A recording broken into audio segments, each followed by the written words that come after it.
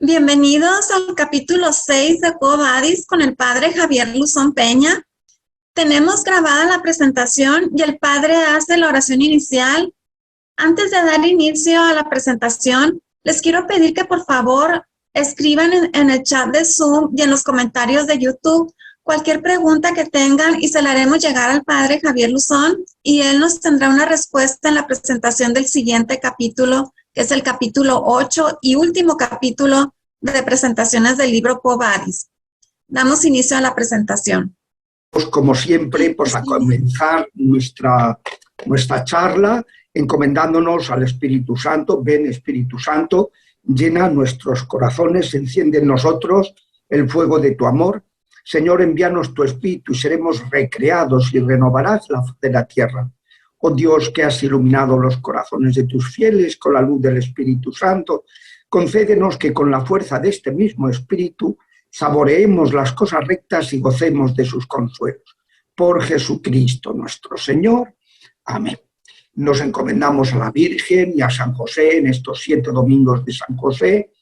Le pedimos a San Gabriel que se encargue de la comunicación y a San Miguel que nos proteja.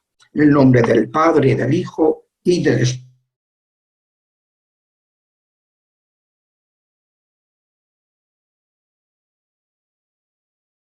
Espíritu Santo. Amén.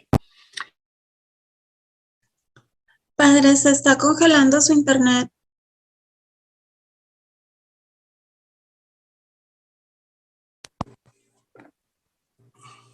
Padre, ¿ya regresó? Sí, ya he regresado. Es que tengo que cancelar. Voy a ver si le pongo modo de avión. No, si le pone modo de avión se quita el internet. No, porque luego le enciendo.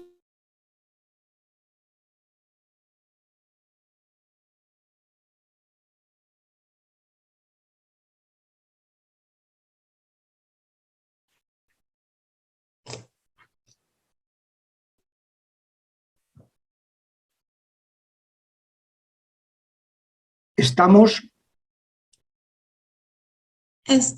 Tiene señal amarilla en internet, pero ya se puso bien.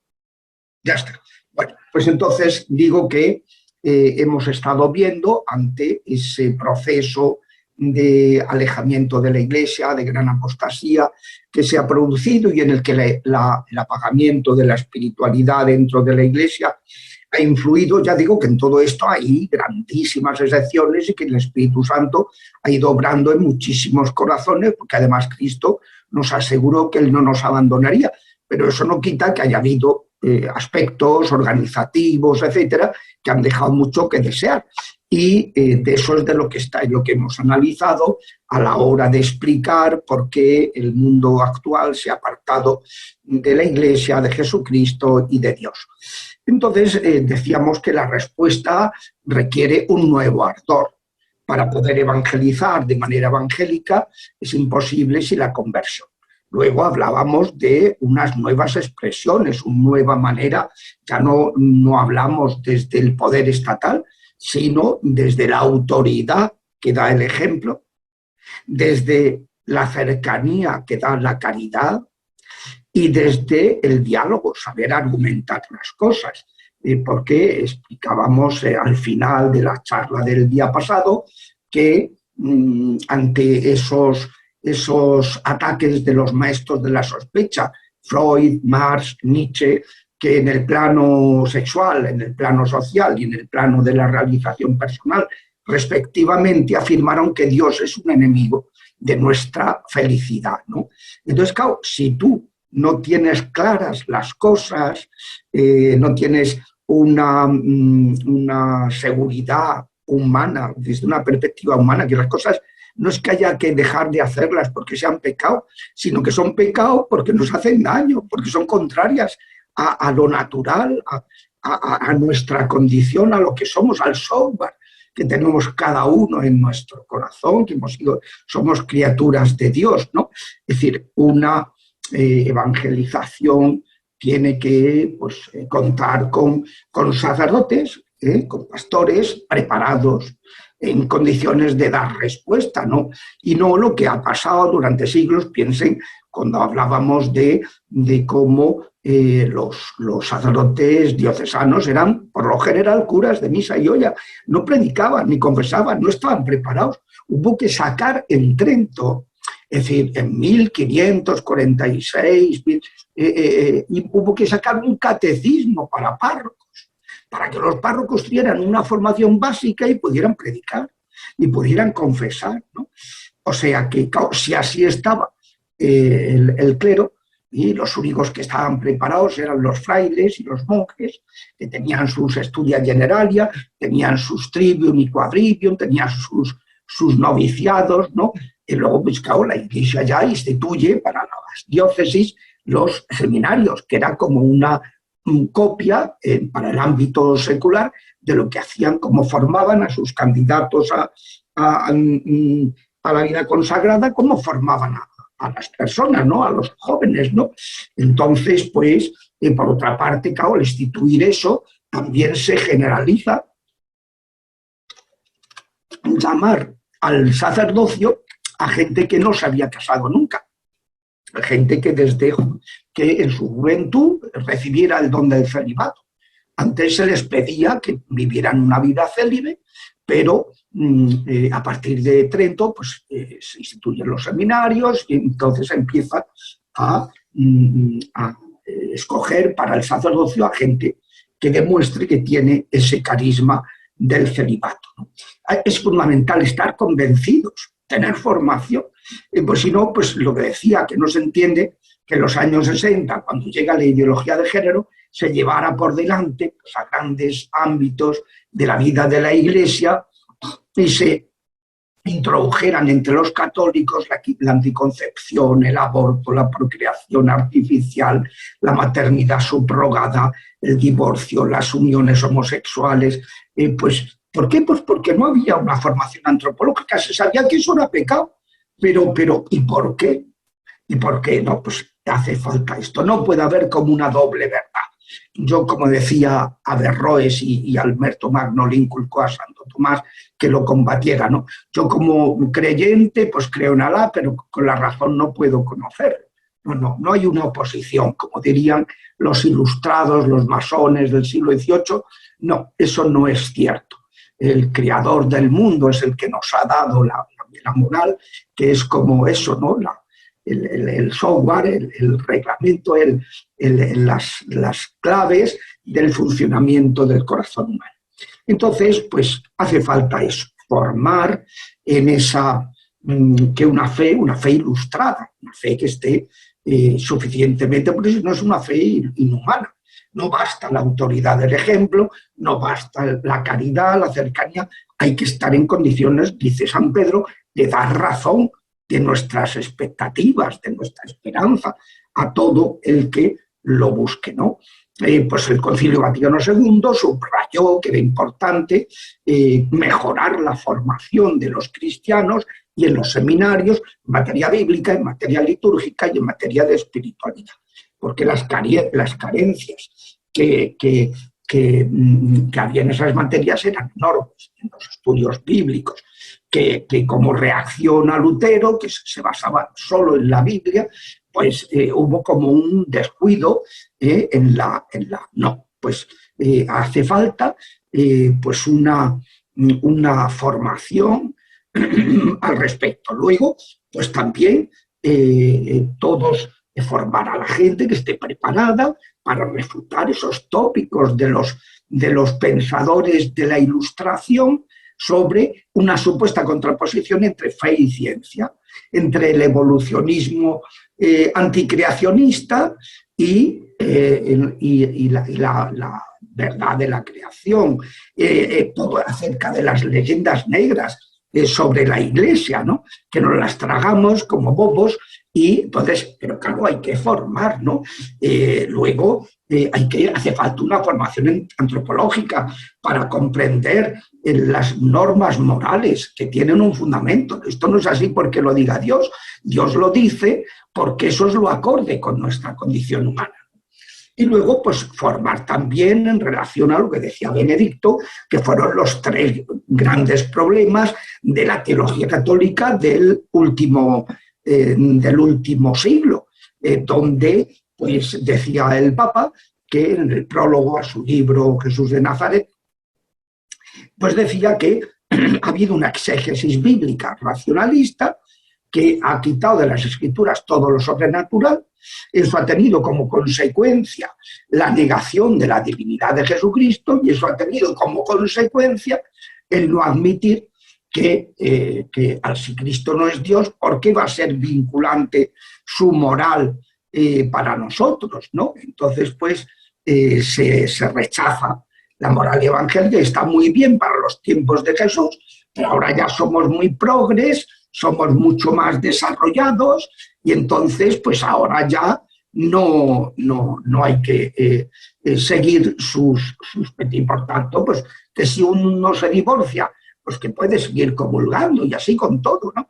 Entonces, pues claro, eso ha sido, y hay que formar a la gente, tiene que tener una formación, empezando por el clero, que son muchas veces los primeros que tienen esas carencias en estas materias. Bueno, y ya pues hoy vamos a centrarnos en los nuevos métodos, un nuevo ardor, unas nuevas expresiones, unos nuevos métodos, lo que llamaríamos, lo que yo siempre llamo el plan pastoral de Jesucristo. Muchas veces los curas nos reunimos, vamos a ver el plan pastoral que se ha hecho diocesano, no sé qué, no sé cuánto, y yo suelo decir, bueno, ¿y el plan pastoral de Jesucristo para cuándo lo dejamos? Porque si aquí hacemos muchos planes, nos reunimos, mucho rollo macabeo, y luego no nos preocupamos de qué es lo que hacía Jesucristo, pues estamos perdiendo el tiempo bobamente. Hombre, y ya algunos no tenemos edad para estar perdiendo el tiempo, pues ya tenemos una edad avanzada y no puede ser, ¿no? En este apartado de los nuevos métodos, pues nos vamos a centrar sobre todo en dos aspectos. Uno, recuperar el modo evangélico de evangelizar. O sea, hacer una evangelización que sea evangélica, que sea como la hacía Jesucristo. Entonces, ahí pues vamos a centrarnos en que hay que pasar de ese cristianismo de masas a un cristianismo del acompañamiento de las personas. Segundo, de un cristianismo pues que la gente no está vinculada, no está insertada realmente en la Iglesia, a un cristianismo en que los bautizados se hagan discípulos, se inserten en comunidades cristianas que sean cercanas, familiares y sean vigorosas, con vigor en su espiritualidad, en su formación, etc. Y dentro de ese modo propio de evangelizar de Jesucristo, pues no solo pasar de las masas a la persona, no solo de insertar a la gente en comunidades familiares vigorosas, pues, sino también la opción preferencial por los que sufren. Siempre y cuando Jesucristo llega a su pueblo, agarra el rollo de Isaías, lo abre por el pasaje en que dice: Espíritu del Señor está sobre mí, me ha enviado para anunciar el Evangelio a los que sufren, los pobres, los necesitados, los tullidos, los ciegos, a los que sufren. Ese es el estilo propio de Jesucristo.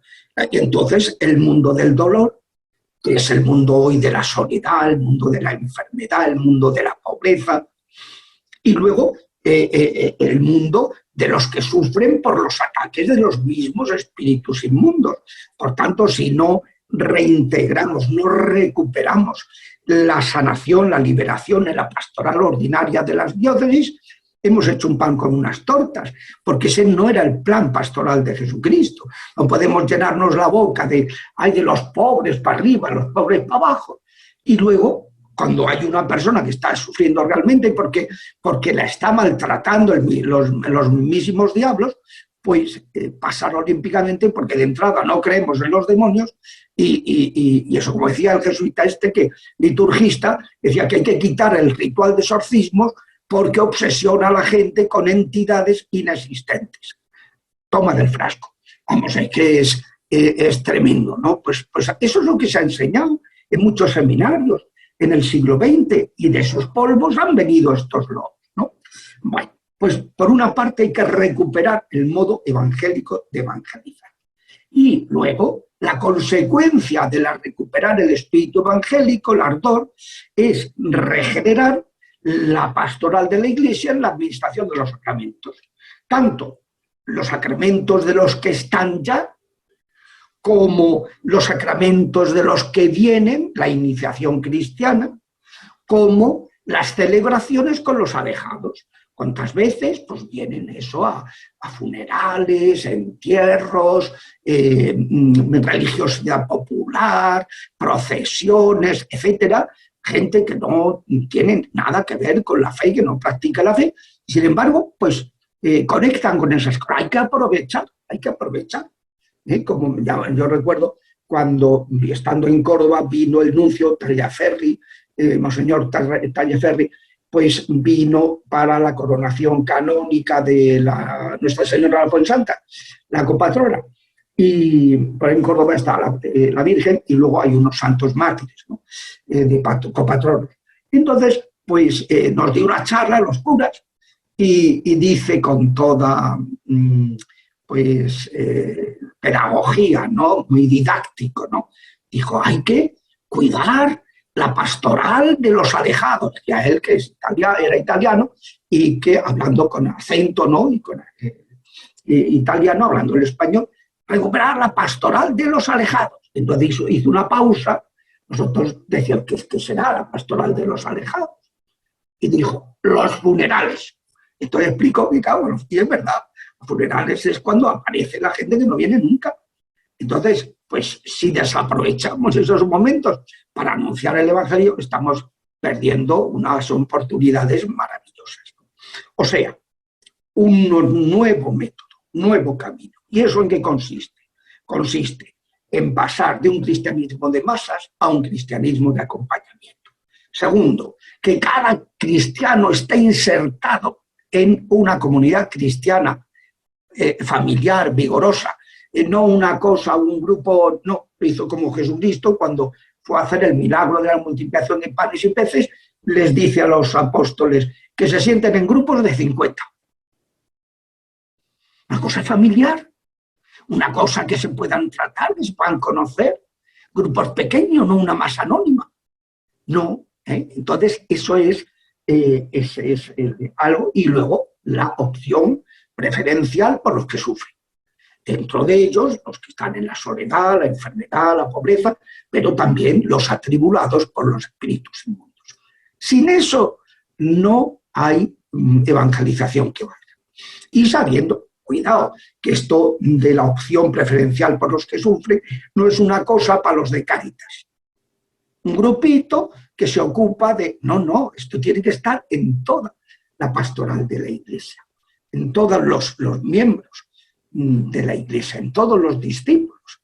Tiene que estar esa preocupación viva y cada uno tendrá que buscar su compromiso con esa materia, ¿no? En esas materias, que a veces serán, pues, enseñar al que no sabe, ser catequistas, otras veces serán participar en cosas con los necesitados, otras veces serán estar en grupos de intercesión o ser auxiliares en el ministerio de liberación y de sanación, otras veces será la pastoral de la salud, de ir a acompañar a los enfermos, de ir a llevar la comunión, acompañar al ministro que lleva la comunión, el tema de los que están solos, organizar cosas. Pues, esto tiene que estar, en eso tiene que implicarse todo hijo de vecino en una parroquia.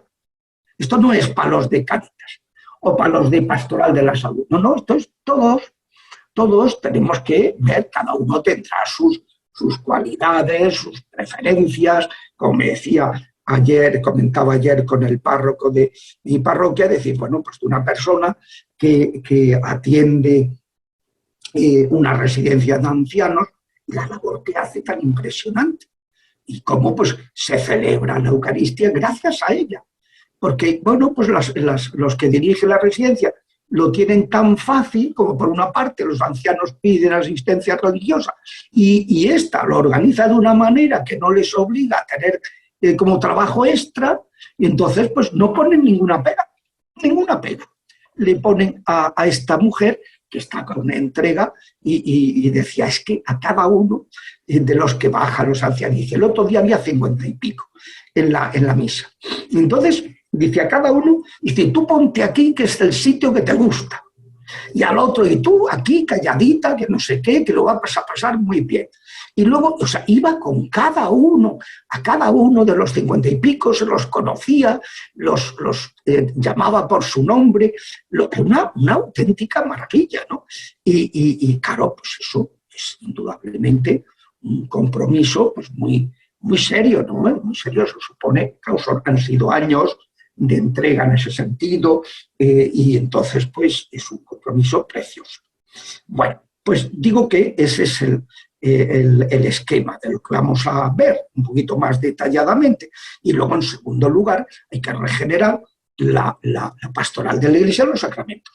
No podemos seguir celebrando de esta manera los sacramentos, tanto los sacramentos de los que ya están.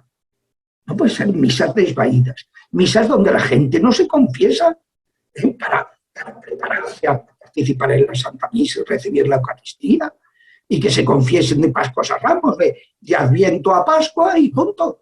En las celebraciones comunitarias, y a veces incluso cometiendo el abuso, como pasa en muchos sitios, de dar una absolución colectiva, cuando eso no perdona nada, porque para que tú puedas perdonar tienes que tener licencias del ordinario, y el obispo, que no hay ningún obispo que pueda conceder licencias para eso, salvo los casos que ya están establecidos, ¿no?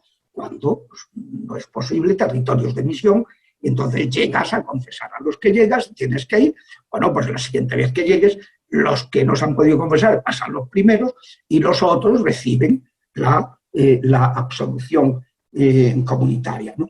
Pero que eso, pues claro, no podemos seguir manteniendo unas celebraciones desvaídas, que la gente sale con los pies fríos y la cabeza caliente.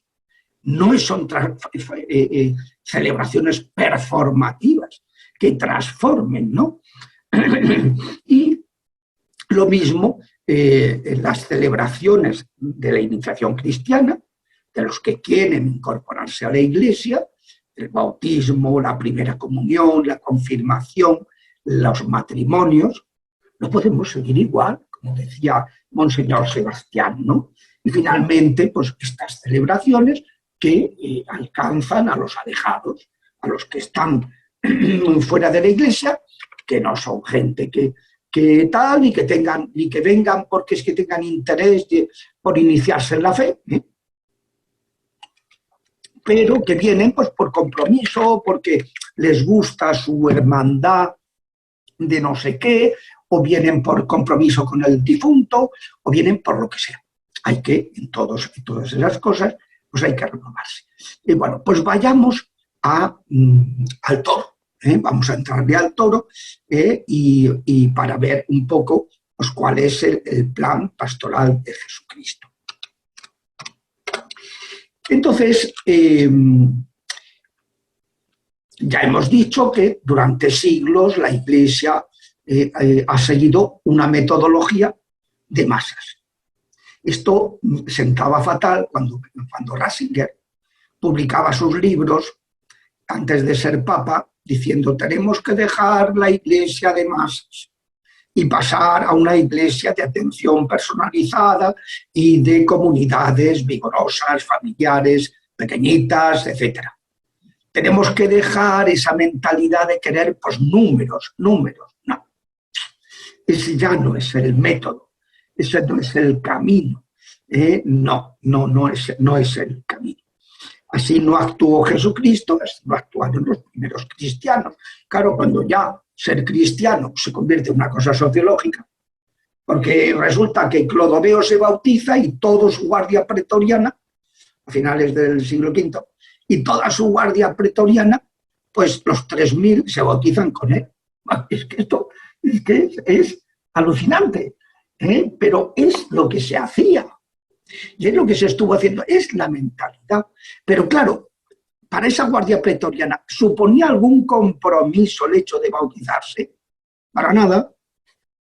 Porque no ha habido una catequesis, porque no ha habido una exigencia de un cambio de vida, de abandono del paganismo, no. ellos se bautizan porque se les ha tocado, ese es su trabajo, y son la guardia del rey, y entonces del rey de los francos, y entonces pues no les toca otra. Ese es bueno, pues ahí todo eso hay que olvidarnos, ¿verdad?, de esto y dejarse de excusas, de decir, no, hombre, es que hay gente que quiere una iglesia de puros, de cátaros, de jansenistas, y con una especie de pervertido concepto buenista de la misericordia, pues que hay que aceptar a los sacramentos a tu hijo vecino. No, eso no es Jesucristo. Eso no es Jesucristo. Y eso no es lo que dice el ritual. Eso no es lo que el sacerdote está leyendo. Lo que está leyendo es, ¿has dejado la vida pagana? Entonces, ¿para qué lo dices? Si sabes que las personas que tienes delante pasan olímpicamente de la iglesia, que no los conoces, que la primera vez que los has visto es cuando han aparecido para que quieren bautizar a su nene. O sea, ¿de qué vamos? ¿Por qué esa incoherencia? ¿Por qué somos tan incongruentes? Entonces, no, eso es un tema que, bueno, hay que recuperar el modo de evangelizar, el acompañamiento personalizado.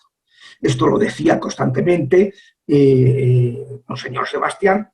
Se ha acabado, decía, los tiempos de un cristianismo de masas tan inauténtico, y hemos de prepararnos para vivir como una minoría diferente, una minoría significativa, capaz de presentar de modo convincente y atrayente el mensaje de Jesús. Y para eso hay que dedicarnos a fortalecer nuestra fe, clarificar nuestra identidad personal y comunitaria y vigorizar el anuncio misionero.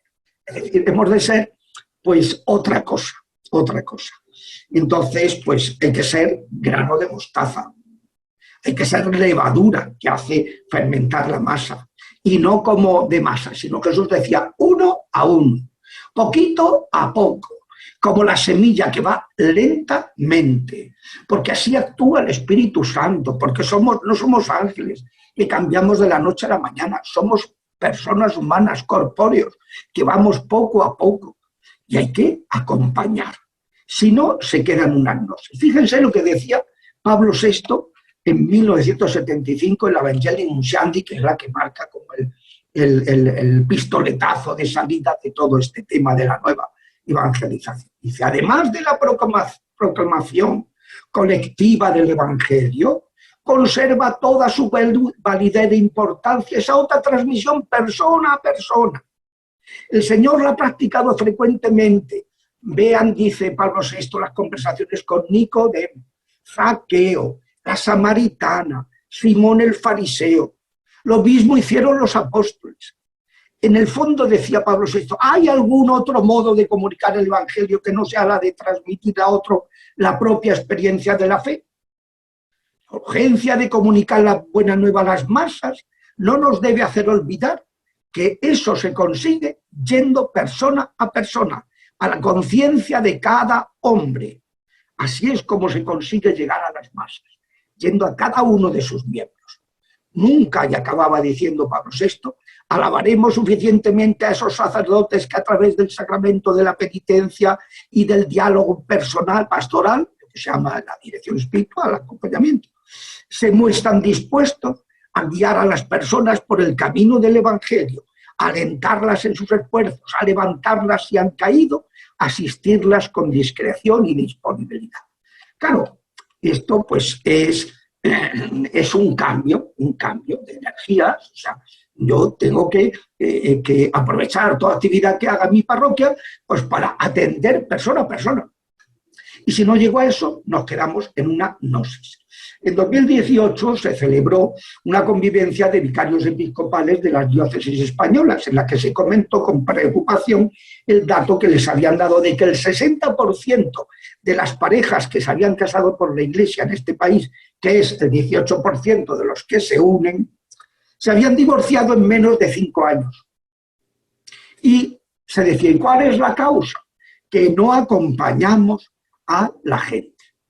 Que no acompañamos a la gente antes de que se casen, a partir de ese momento, que no hay, o sea, lo normal sería que hay una pareja y tú pues empiezas un acompañamiento, si no, la estás acompañando ya.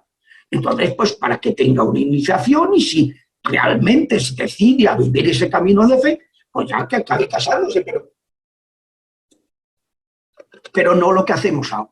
Un cursillo en el que la gente se entera de que lo que va a hacer no es lo que ellos quieren hacer, pero que lo van a hacer porque la abuelita de mi novia está empeñada en que nos casemos por la iglesia.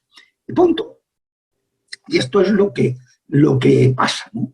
Entonces, una pastoral donde la dirección espiritual, donde la confesión no es prioritaria, no puede ser performativa, es estéril. Es coser con agujas sin hilo. Y dice Monseñor Sebastián, no estamos acostumbrados a hacerlo así. Dice, no estamos.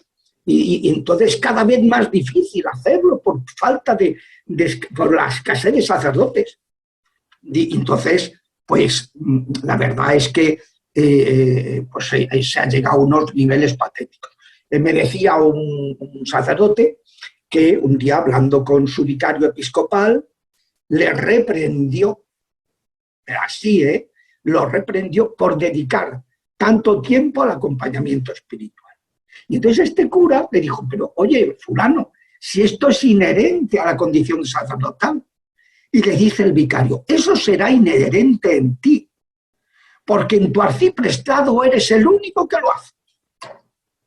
Y se quedó tan fresco, señor vicario. Pero, y cuenta estas cosas que son muy penosas, muy lamentables, porque a esos extremos hemos llegado, de abandono de lo que debería ser lo normal. Tenemos mucho que cambiar y para ser una iglesia en salida, una iglesia capaz de evangelizar a los alejados, como dice Francisco, que es una iglesia fuerte, donde la gente esté acompañada, donde la gente se confiese, donde la gente tenga vida espiritual.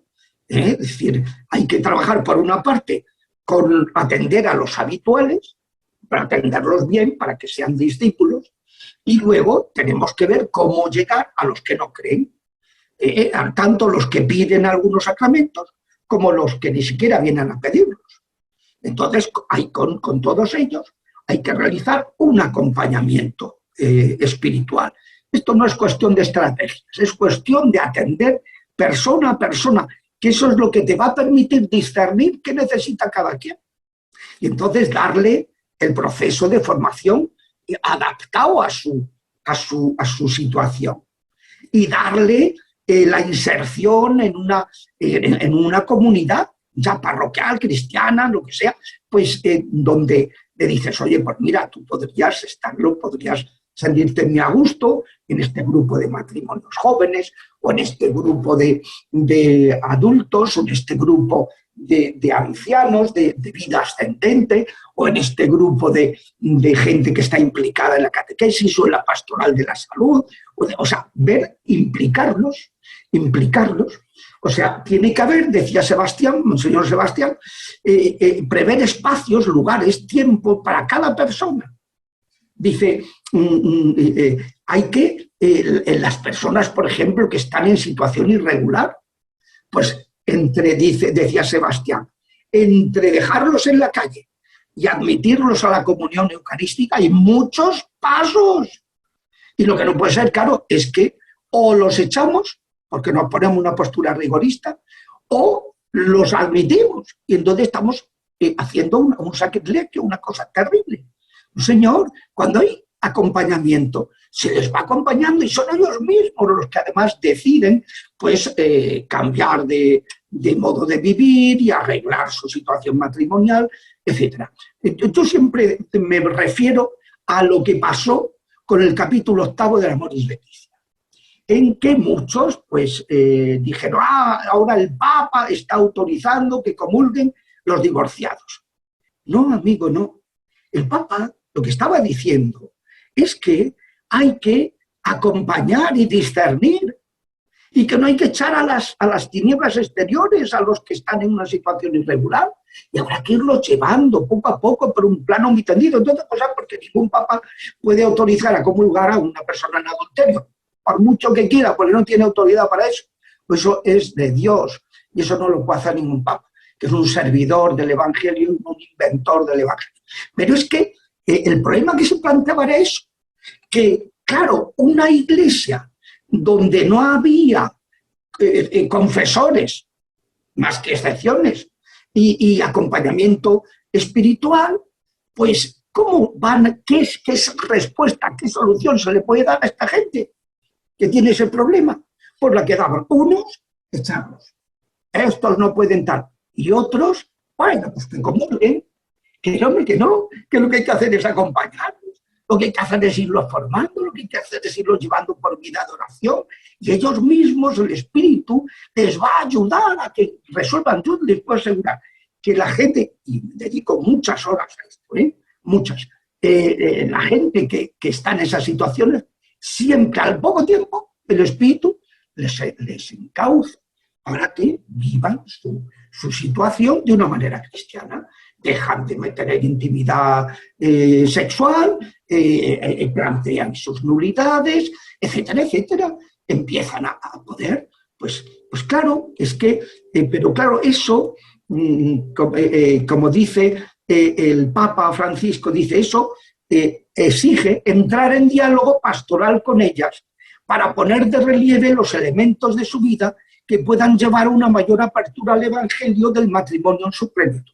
Es decir, hay que conocer muy de cerca a la gente y ver qué cosas positivas tienen, apoyarse en ellas para irlas reconduciendo al plan de Dios. Pero ¿cómo se va a plantear esto si no se tiene experiencia de ese diálogo pastoral?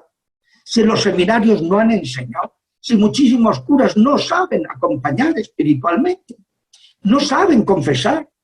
A veces te enteras, te dice un penitente, es que he ido a confesarme y me ha dicho esto. Y digo, no te habrá dicho eso, tú lo habrás entendido así. No, es que me autorizas a que le pregunte a este sacerdote, y hablas con el sacerdote y claro que eso lo ha dicho. Pero es que no se ha enseñado. Entonces, pues hace falta esa cercanía. Como decíamos el día pasado, las nuevas expresiones es autoridad, cercanía, diálogo. Y entonces, pues el que está acostumbrado a acompañar sabe que todo sacramento requiere un camino, un catecumenado, que será más o menos largo según la situación del interesado. Segundo, que no se pueden maltratar los sacramentos, que se lean el libro de los números, lo que les sucede a los que se acercaron a lo santo y que murieron, perecieron todos. Tercero, que es normal que haya que muchas veces esperar un tiempo antes de que estén preparados para recibir los sacramentos. Como dice el Código de Derecho Canónico, cuando unos padres no pueden garantizar el educar en la fe a su bebé porque ellos no practican, pues hay que demorar. No dice hay que mandarlos a paseo, hay que demorar, hacérselo ver, dice, haciéndoselo ver a ellos, que hasta que no se pueda garantizar que va a ser educado en la fe, pues no se puede bautizar al bebé, ¿no? Y luego, pues el que lleva este acompañamiento sabe que esa espera no es un rechazo, es una propedéutica llena de contenido, de confianza en la acción transformadora del Espíritu Santo. Lo que pasa, claro, es que pues para eso tiene que haber ese discernimiento y ese acompañamiento. Si no, pues la gente, como dice un sacerdote amigo mío, dice, es que no conseguimos que los que vienen pasen de ser clientes de sacramentos a creyentes, de clientes a creyentes. Eso solo se consigue cuando se acompaña a la gente, ¿no? Ese trato personal es la clave para regenerar todo, a los que vienen por los servicios religiosos para no caer en posturas rigoristas ni laxistas. Que vienen gente que quieren que se haga la primera comunión su hijo y ellos no están implicados y no los llevan a nada ni les han enseñado a rezar. Bueno, pues vamos a mostrarles un camino de transformación de ellos, haciéndoles ver que como dice el Vaticano II, el agravísimo en Educationis Momentum dice que los educadores en la fe son los padres. ¿Y por qué no lo vivimos? ¿Por qué los educadores en la fe no los saltamos? Porque sabemos que esos padres no quieren educar a la fe. Pues entonces no nos engañemos, no perdamos el tiempo. Propongamos a la gente las cosas bien. El que lo acepta, estupendo, y el que no, viva su libertad.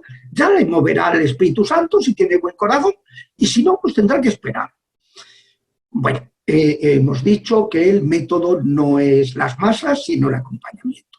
Y en segundo lugar, la inserción en comunidades cristianas familiares y vigorosas. Hace falta tender a esto, ofrecer y provocar esos encuentros personales con las almas, teniendo horario de administración de la penitencia, horario de despacho, aprovechando cualquier encuentro personal para conversar, haciéndose cercano, saliendo a despedir, por ejemplo, muchas cosas que se pueden hacer, como hacen los británicos, ¿no? A los asistentes a las celebraciones, pues salir a despedirlos, que siempre hay gente que se te engancha, siempre hay gente que te pregunta, padre, ¿y esto qué ha dicho? Y esto que no sé qué, me podría explicar, podríamos quedar para hablar, se ha referido a tal cosa, a mí me ha tocado mucho. Si te pones a tiro, la gente del Espíritu Santo los mueve.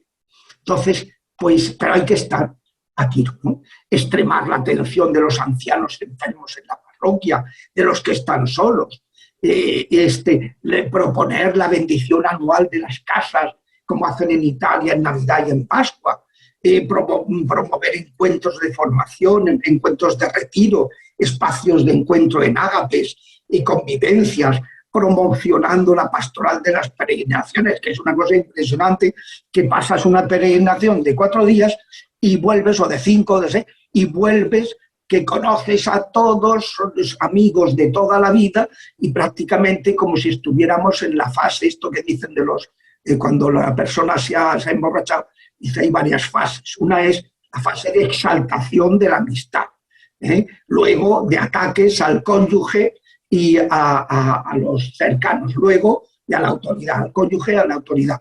Luego, cantos regionales, ¿no? El último de las fases. Bueno, pues en estas peregrinaciones es como si hubieran bebido, o sea, de broma, ¿no? Porque se produce eso, esa amistad, esa cercanía, que es maravillosa para evangelizar. Y para que la gente se integre en la familia, que es la familia de familias, que es cada parroquia, que debería ser cada parroquia, ¿no? Hay muchas iniciativas, pero hay que insertar a la gente en una comunidad no masificada. Como hacía el Señor, y como ya he dicho, cuando la multiplicación de los panes, hoy grupos de 50. Y es que el ser humano, el ser personal, se caracteriza por poder conectar con Dios, pero también por ser capaz de relacionarse con los demás. Entonces la fe nos tiene que llevar a la unión con Dios y a la integración con los demás, a la caridad con los demás. Entonces no basta atender personalizadamente a las personas para que maduren como cristianos. Hay que facilitarles su inserción en alguna comunidad cristiana y su compromiso dentro de esas comunidades, con el mundo de la soledad, de la salud, de la pobreza, de la sanación, de la liberación. Entonces, pues, de la catequesis, de la formación de otros, o sea, ese es el procedimiento que utilizó el Señor y luego, pues, cuando empieza la iglesia de masas, ¿verdad? Entonces el Espíritu Santo promueve los cenobios y luego el monacato. Es un nuevo modo de evangelizar desde unas comunidades vigorosas y fuertes, pequeñitas, de grupos que no llegan a 100 personas, 50, 20, lo que sea, ¿no? Grupos familiares, donde se tiene una formación, una vida espiritual intensa. Y ese fue lo que se llama Rob Dreher, en ese libro que ha publicado de la opción benedictina, es decir, pues que era el modo de evangelizar para salir al paso de ese drama que se produce cuando la iglesia se convierte en una iglesia de masas, una religión estatalizada, ¿no? Entonces, pues eso hay que recuperar. Y eso no es difícil. Vamos a ver, ¿cuál es el secreto de estos movimientos religiosos que se han producido, incluso de muchas sectas, etcétera, que se han producido en el ámbito protestante o de nuevos movimientos religiosos que ha habido en la Iglesia en el siglo XX. Pues el secreto era una espiritualidad más intensa, más vigorosa, y segundo, una vida comunitaria intensa. ¿Y eso de dónde lo han sacado? Lo han copiado de la Iglesia, que es lo que ha vivido la Iglesia de los primeros tiempos. Por tanto, ¿cómo vamos a decir que eso no lo podemos recuperar en las parroquias? Pues claro que sí, si eso es genuino, nuestro. Lo que pasa es cuando nos hemos aflojado y nos hemos mundanizado, pues ha descuidado ese aspecto. Lo que hay que hacer es, como decíamos señor Sebastián, ¿por qué las instituciones comunes, las parroquias, los cristianos comunes, no van a ser capaces de trabajar y vivir en esos mismos niveles de exigencia de los institutos carismáticos? O sea, los monjes, los frailes, los movimientos, que han tomado de la Iglesia común lo que ellos practican ahora.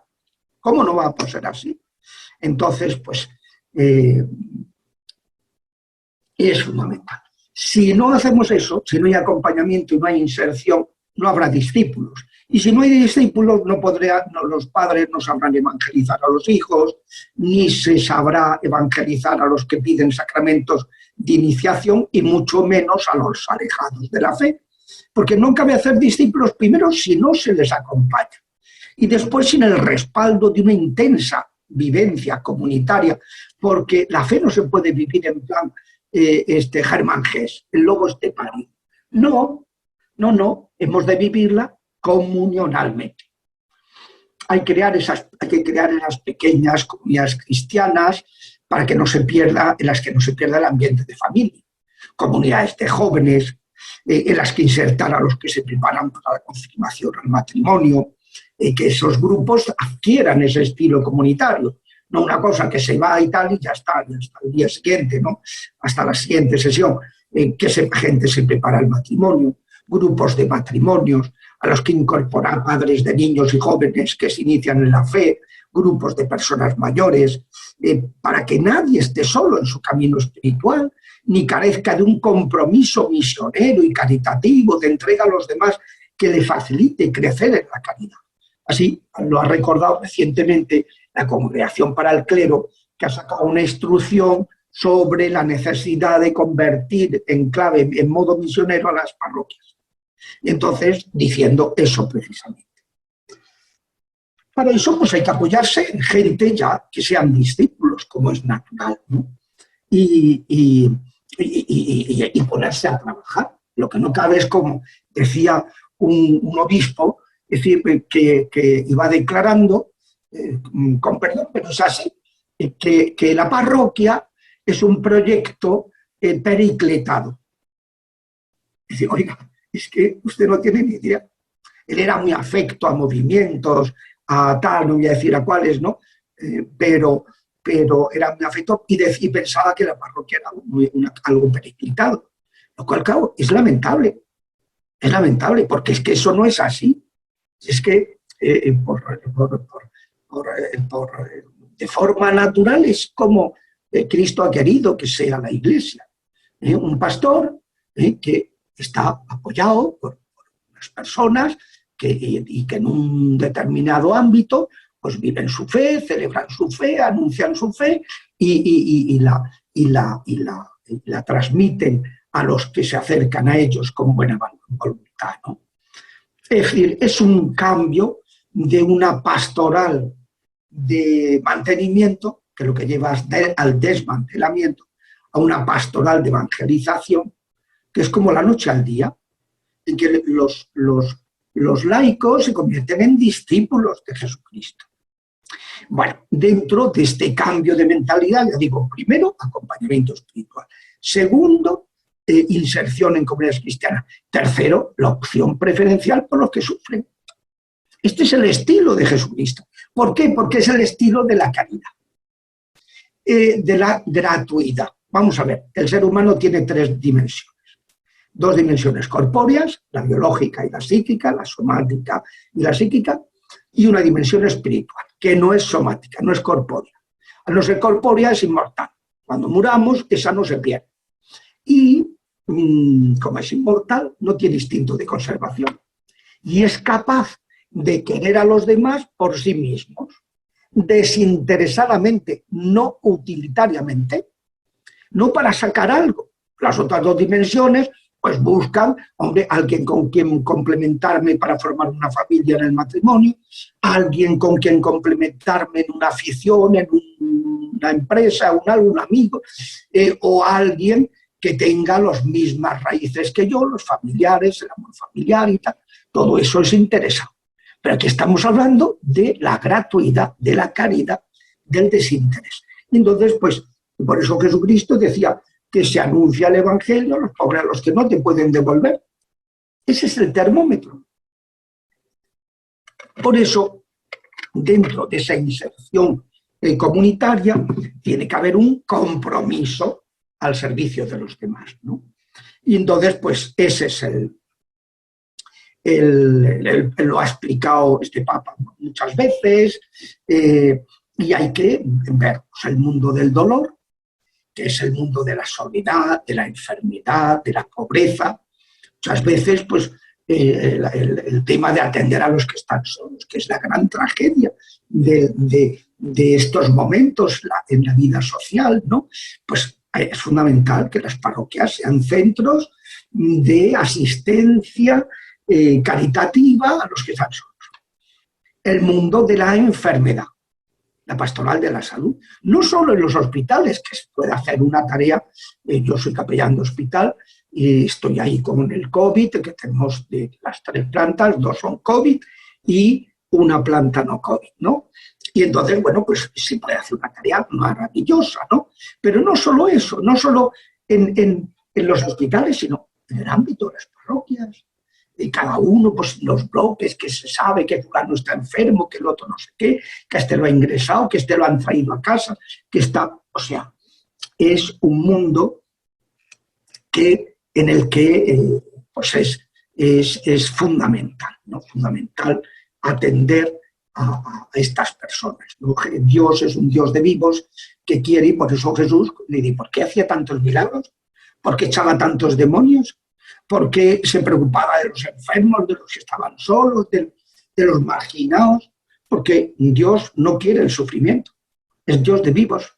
Entonces ha querido que sus enviados, sus discípulos, tengan ese mismo talante pues a la hora de funcionar. En el libro pues cuento distintas experiencias de parroquias que han empezaron a vivir esto de una manera en serio, y cómo se ha transformado. Me estoy acordando de San Ramón Nonnato en el Valle de Vallecas, el puente de Vallecas, ¿no? En Madrid, ¿no? Una zona muy impopular, muy difícil, y una auténtica revolución cuando abrieron las puertas del templo de 7:30 de la mañana a 9:30 de la noche, y empezaron a escuchar, a acoger espiritualmente, afectivamente y materialmente a todos los que acudían solicitando ayuda, ¿no? Lo mismo el obispo de Los Ángeles, el auxiliar de Los Ángeles, Robert Barron, en su intervención ante la plenaria de Conferencia de Obispos de Estados Unidos en 2019, mostrando que evangelizar desde el compromiso en este tema es el primer aspecto que hay que cuidar para llegar a los alejados y atraer e integrar a los jóvenes, que además como tienen un corazón pues, muy sensible y pues son más propensos a conectar con estos temas. Y luego, como decía antes, pues hay que reintegrar en la pastoral ordinaria de la diócesis la pastoral de sanación y liberación. Porque si no estamos hablando somos unos incongruentes. ¿Hay que tener corazón misericordioso, caridad pastoral? Pues sí, empezando por los que más sufren, que son los atacados por los mismísimos diablos, directamente por los mismísimos diablos. Entonces, pero claro, si a la gente se le enseña en los seminarios que no existe el diablo, que esto es un tema tabú, que no sé qué, yo me he encontrado muchas veces con un seminarista que me dice, padre, usted podría hablar con usted y tal. Digo, pregúntale a tu formador. Inmediatamente el formador dijo, ni hablar, ¿cómo hablar con un exorcista?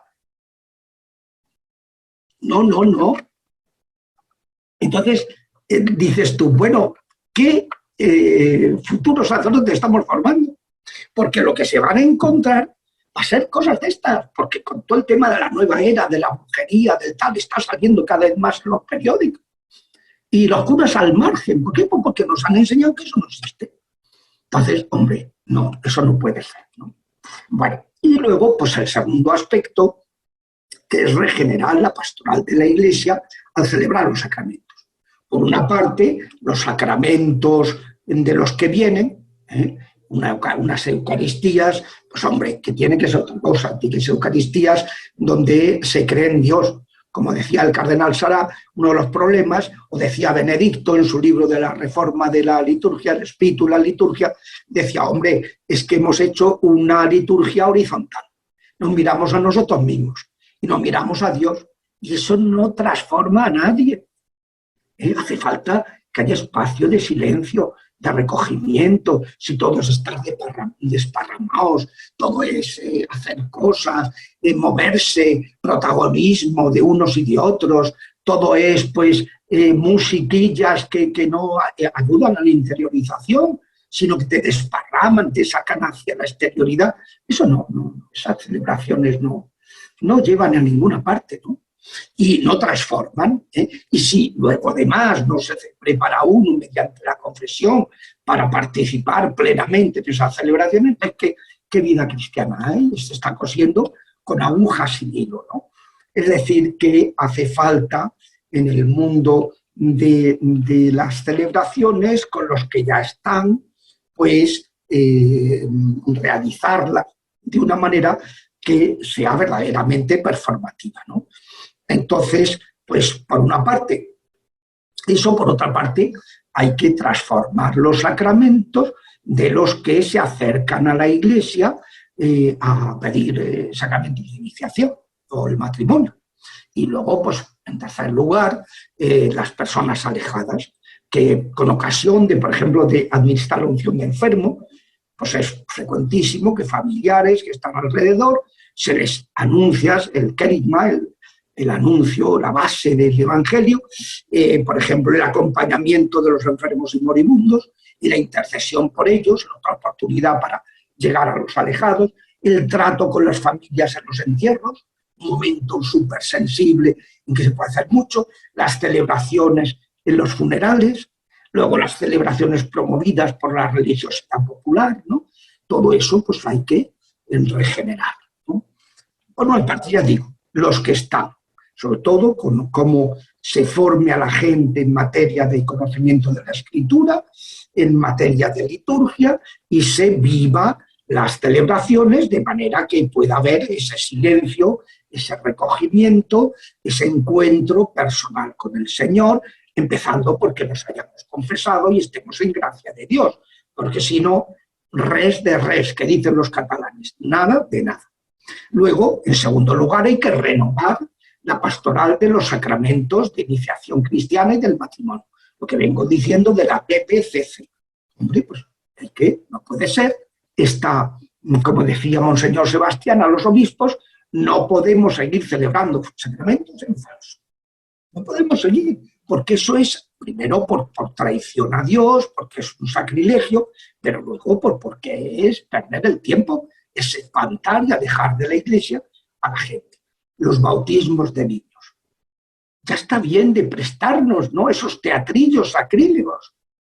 Es decir, y la Iglesia dice que si no hay una esperanza fundada en que va a ser educado en la fe, hay que demorar el sacramento, haciéndose saber el porqué a los padres. ¿Eso es rechazar? No, es acoger con alegría su buen deseo de formarlos y explicarles lo que tienen que hacer para llegar a hacerlo. Por eso no nos tenemos que prestar, que vienen a bautizar en la parroquia de los abuelos. Eso significa que en la parroquia de los padres no están insertados. Por tanto, no prestarse a eso. Es que van a dejar un estipendio, un donativo en la parroquia.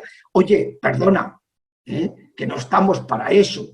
Eso es una traición. Lo que tienen que hacer es que los abuelitos se desplacen a esa parroquia y que esos padres se incorporen a esa parroquia con ocasión del buen deseo de insertar en la Iglesia con el bautismo a sus hijos. Entonces, pues, en fin, no podemos esconder la cabeza debajo del ala como el avestruz, porque porque no, ya está, ya lo hemos hecho demasiado, ¿no? La confirmación.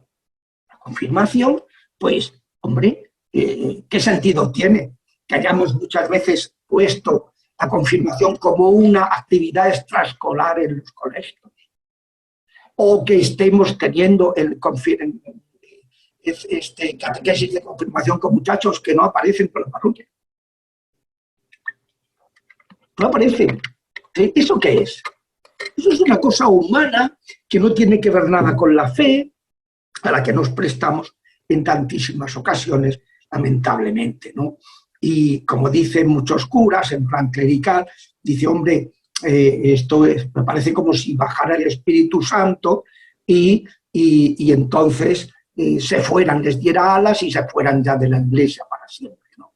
Es lamentable que podamos actuar así. Las primeras comuniones, que las llamamos ya las comuniones. ¿Por qué? Porque es la primera y la última. Para el 95% de los muchachos, en el mejor de los casos, es la primera y la última. ¿Y por qué nos prestamos? Si hay un escrutinio, si sabemos que esos niños no pueden decir que han incorporado la fe. Incorporar la fe no es saberse 4 cosas teóricamente, eso es una gnosis. Incorporar la fe es vivir en la fe, y no la pueden vivir si en su familia no la viven. Si eso es evidente.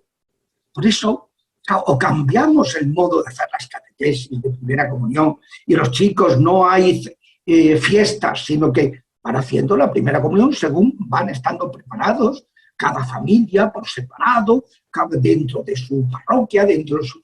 En fin, que es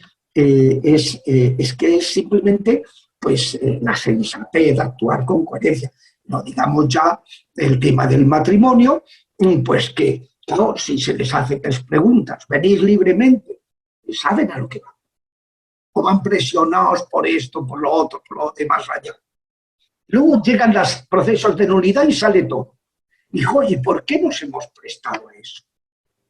El Papa dice que el 95% de las celebraciones matrimoniales que hacemos son nulas. Bueno, pues habrá que hacer algo, digo yo. Habrá que hacer algo para evitarlo. Entonces, pues estáis decididos, en segundo lugar, a amaros y respetaros mutuamente, siguiendo el modo de vida propio del matrimonio para toda la vida. Hombre, están siendo fieles. Han cortado el cordón umbilical con sus papás, que casarse es dejar padre y madre y no pretender seguir dependiendo de ellos. Se han preparado para vivir el modo de vida sacrificado propio del matrimonio. Excluyen el divorcio. ¿Qué va? ¿Estáis dispuestos a aceptar amorosa y responsablemente los hijos y educarlos según la ley de Cristo y de su Iglesia? ¿Cómo van a estar dispuestos a educarlos si no? ¿Y cómo van a estar dispuestos a vivir una sexualidad, una paternidad responsable, si de entrada están ya conviviendo y viven una sexualidad tóxica? ¿Y por qué nos prestamos a eso? ¿Y por qué no les acompañamos? Muchas veces porque nadie les ha dicho nada, nadie les ha orientado. Me acuerdo de una pareja que pues llegaron, les dije, bueno, ¿y vosotros dónde vivís? Yo en tal sitio, y tú, yo también. Digo, ¿y qué casualidad estáis en el mismo bloque? ¿Y tú en qué piso? Yo en tal, y yo en tal también. Digo, hombre, o sea, vosotros sois los del paripé. Pues mira, iros al obispado, para que os hagan expediente allí, pues yo ya soy muy viejo y no estoy en condiciones. Entonces me dicen ellos, padre, es la primera vez que alguien nos ha dicho que esto que estamos haciendo esté mal. Es muy penoso, ¿eh? Que esto sea cosa ya, pues, que hemos asumido y que eso... Bueno, o sea que hay que renovar, ¿verdad?, esos sacramentos, la BBCC, pues, y finalmente, pues, la pastoral de las celebraciones que alcanzan a los alejados, ¿no? Pues, que ya hemos dicho, los funerales, las funciones de enfermos, hombre, son oportunidades maravillosas de llegar a gente, la religiosidad popular, llegar a gente que tiene pues, unas inquietudes que no son católicos, aunque estén bautizados para nada, pero tienen unas inquietudes y eso pues te da la oportunidad en determinados momentos de anunciarles el Evangelio. Bueno, pues en una iglesia de salida es una iglesia que aprovecha esas oportunidades y que no las celebra rutinariamente resignándose a que aquello pues, sea una cosa pues, poco coherente y que no sé qué, no sé cuánto. No, vamos a transformar las cosas, vamos a entrar a fondo en cada una de esas situaciones, ¿no? Entonces, bueno, pues vamos a dejarlo aquí y ya el próximo día veremos las nuevas proyecciones, los nuevos retos que una iglesia que quiera salir al encuentro, ¿verdad?, de este mundo nuestro, tiene que afrontar, no puede dejar de afrontar. Hasta aquí la presentación del capítulo 6 de Quo Vadis. Les pedimos que por favor escriban sus preguntas en el chat de Zoom o en los comentarios de YouTube y les tendremos las respuestas del Padre Javier Luzón en la próxima presentación del capítulo 8 de Quo Vadis, que será el siguiente mes. Será la última presentación de Quo Vadis. Bueno, y los invitamos a que nos acompañen mañana. Todos los jueves estamos teniendo adoración al Santísimo en vivo desde la Capilla de Santa Cecilia en Tecomán, Colima, en México. Se transmite por la página de Facebook y por el canal de YouTube. Y el domingo los invitamos a que nos acompañen en la paraliturgia de sanación de las 6 puertas, 11 de la mañana, hora de la Ciudad de México, y a las 6 de la tarde, también hora de la Ciudad de México, el Padre Gabriel Panduro Muñoz celebra la misa de domingo y la transmite por Facebook y también por el canal de YouTube. El próximo domingo, el próximo miércoles no se lo puede perder, tenemos el tema Espiritualidad de los Siervos del Divino Amor con el Padre Jesús Leonardo Rebollo y su mamá, la señora Ernestina León Valdés.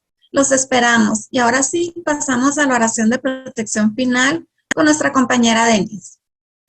Oración de protección final para los fieles. Envía, Señor, a tus santos ángeles al frente de tu pueblo, para que sean retiradas todas las acechanzas que el enemigo ha puesto en el camino de tus ovejas, intentando impedir su aprovechamiento espiritual y el florecimiento de tu reino en sus corazones. San Miguel Arcángel, defiéndenos en la lucha. Sea nuestro amparo contra la perversidad y acechanzas del demonio. Que Dios manifieste sobre él su poder, es nuestra humilde súplica. Y tú, príncipe de la milicia celestial, con la fuerza y el poder que Dios te ha conferido, arroja al infierno a Satanás y a los demás espíritus malignos que vagan dispersos por este mundo para la perdición de las almas. Amén. Consagración a nuestra Madre Santísima. Oh Señora mía, oh Madre mía, yo me ofrezco enteramente a ti. En prueba de mi filial afecto, te consagro en este día mis ojos, mis oídos, mi lengua, mi corazón, en una palabra todo mi ser. Y ya que soy toda tuya, oh Madre de bondad, guárdame y defiéndeme como cosa y posesión tuya. Amén. En el nombre del Padre, del Hijo y del Espíritu Santo. Amén. Muchas gracias. Buenas noches. Muchas gracias por habernos acompañado. Que tengan una muy bendecida tarde y los esperamos a que nos acompañen en los siguientes eventos. Gracias.